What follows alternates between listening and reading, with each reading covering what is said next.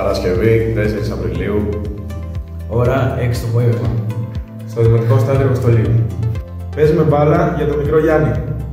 Φιλανθρωπικός αγώνας ποδοσφαίρου. Βαλιάνη Λίγη Κεραμιών. Μαθητές Λυκείου Αργοστολίου. Για τον μικρό Γιάννη Κορολόγο.